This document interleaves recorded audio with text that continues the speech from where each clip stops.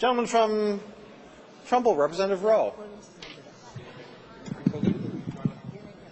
Thank you. Good evening, Mr. Speaker. Good evening, sir. On the amendment, firstly, I want to thank the chairman of the Energy and Technology Committee, Chairman Nardello, for her committee's responsiveness to a profound problem that we've been experiencing in Trumbull, and she talked about it earlier. So we thank her and her committee for giving us the time to present the problem and being so responsive and listening to our concerns, giving us an entire day to testify and helping us perhaps solve the problem. And I think this, the amendment that we're on now does help solve the problem. And maybe I'll ask one or two questions just to be sure of that. But through you, Mr. Speaker, in line 11 of the amendment, it talks about how in line 237, after electricity, is being inserted language that reads, and a fuel cell with a generating capacity of 1 megawatt or higher, or that operates at natural gas pressures in excess of 150 psi, pounds per square inch. Am I correct that that would require fuel cells, all of which had previously been allowed an expedited process and simply to file a petition and get a declaratory ruling, to now go through a far more elaborate process, one that calls for more public discourse and more transparency? Through you. Representative Nardello. Through you, Mr. Speaker, yes. Representative Rowe is correct. Representative Rowe.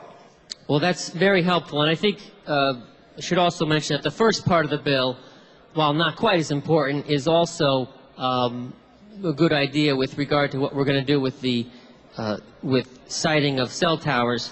But am I correct that there may be one more cleanup amendment, or is this amendment the last one that will be called by the chairman?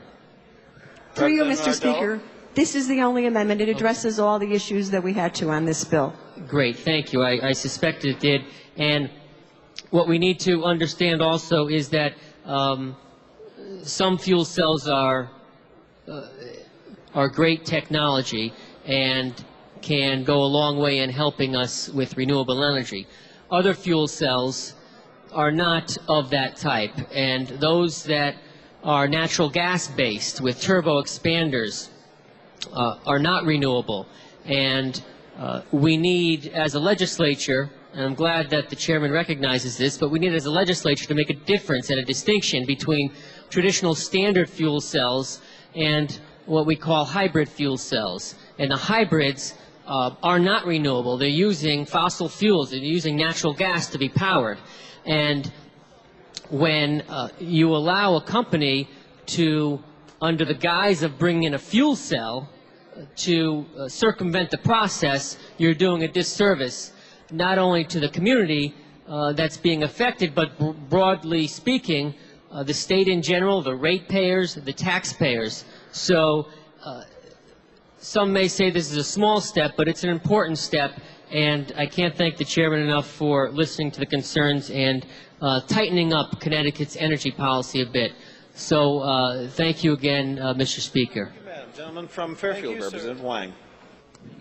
Thank you, Mr. Speaker. I rise in support of this bill, and I simply wanted to thank and compliment the chairman of the committee for her patience and diligence in listening to our rationale. I think it's an issue that confronts an awful lot of community throughout the state as we evaluate power sources and weigh that versus the quality of life concerns of communities all around the state. And I want to compliment again the chairman's thought and patience. So I would urge everybody's support of this bill. Thank you. Thank you, sir.